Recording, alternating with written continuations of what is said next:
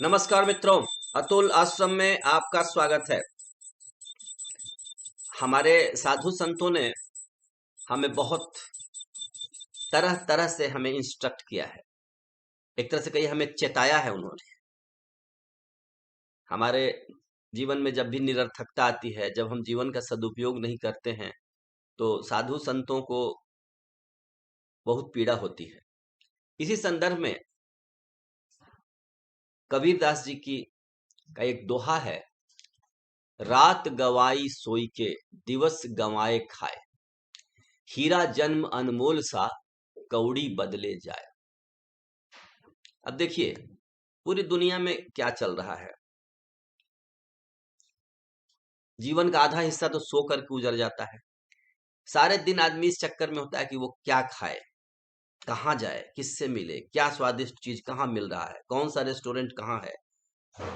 लोग घर से 150-150 किलोमीटर दूर ढाबे में खाने जाते हैं।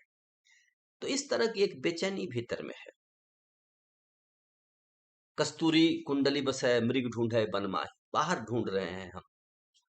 तो रात सो करके दिन बेचैनी में भागते भागते खाने पीने के चक्कर में हम कभी अपने भीतर झांक करके नहीं देखते हैं। अपने जीवन की सार्थकता पर नहीं सोचे हैं। अपने जीवन में मैं क्या कंट्रीब्यूट कर सकता हूँ, इस संसार को और अधिक कैसे सुंदर बना सकता हूँ, इसमें हमारा जीवन चुक जाता है। एक एक बूंद जीवनी शक्ति का एक एक बूंद खत्म हो जाता है इसी में, कि कैसे गहरी नींद आए, दिन में क्या खाएं पिए। तो ये जो मानव जन्म है, इसको बहुमूल्य बताया गया है, दुर्लभ बताया गया है। ये देवताओं के लिए भी दुर्लभ है। और कबीरदास कहते हैं कि हीरा जन्म अनमोल सा, ये इतना अनमोल है, हीरा जैसा अनमोल है। और इस हीरे को हम कौड़ी के बदले बदल देते हैं।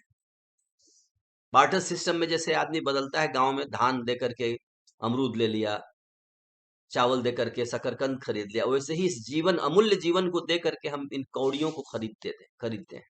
क्योंकि ये जो क्षण है, ये जो काल है, हमारे पास जो समय है, इस पूंजी से हम ब्रह्म को खरीद सकते हैं, हम ब्रह्मत्व को प्राप्त कर सकते हैं, हम आत्मदर्शन कर सकते हैं।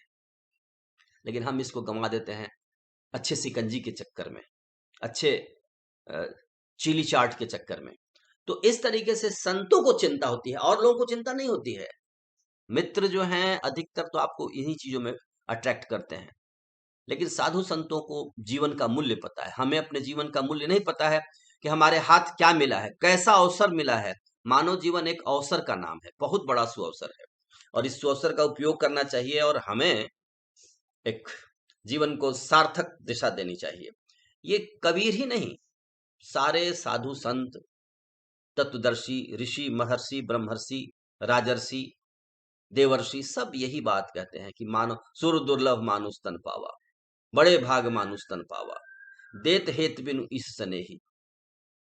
तो इस तरह से मानव जन्म का सदुपयोग किया जाए ताकि संतों को हाहाकार न करना पड़े हमारे जीवन को देख करके। तो आइए हम अपने ऋषि मुनियों, साधु संतों के द्वारा प्रदत्त ग्रंथों का अध्ययन मनन करें। हम उनके साथ एक अपॉइंटमेंट करें। यदि मैं शंकराचार्य को पढ़ता हूं तो मैं शंकराचार्य के साथ हमारा अपॉइंटमेंट होता है। बोलिए किसी से अपॉइंटमेंट वीआईपी से लेने के लिए कितना दिक्कत आती है, कितनी बार फोन करते हैं, उसके पीए से मिलते हैं। लेकिन हर साधु संत का एक ग्रंथ है। अगर समर्थ गुरु रामदास से आप मिलना चाहते हैं तो दासबोध ग्रंथ आपके पास है। अगर ज्ञानेश्वर, संत ज्ञानेश्वर के साथ आपका अपॉइंटमेंट होना है, अगर आप उनसे मिलना बैठना चाहते हैं, उनको समझना चाहते हैं, ज्ञानेश्वरी के थ्रू आप उनके साथ मिल सकते हैं। महान गोस्वामी तुलसीदास से मिलना चाहते हैं, रामचरितमानस आपके पास है। तो इस तरीके से संतों के साथ हम अपना अपॉइंटमेंट लें, रोज एक मीटिंग करें, फिर खुद अपने साथ भी मीटिंग करें, क्योंकि आनंद का झरना भीतर बह रहा है, हम उसे पहचान नहीं पा रहे। इस तरीके से हम सार्थकता की तरफ अपने को मोड़े, और फिर यद यद आचरति श्रेष्ठ तत्ततेतरः जन सह यत् प्रमाणम कुरुते लोकस्तद अनुवर्तते। आप जो जीते हैं वही उदाहरण बन जाता है, वही सबसे बड़ी प्रेरणा बन जाती है।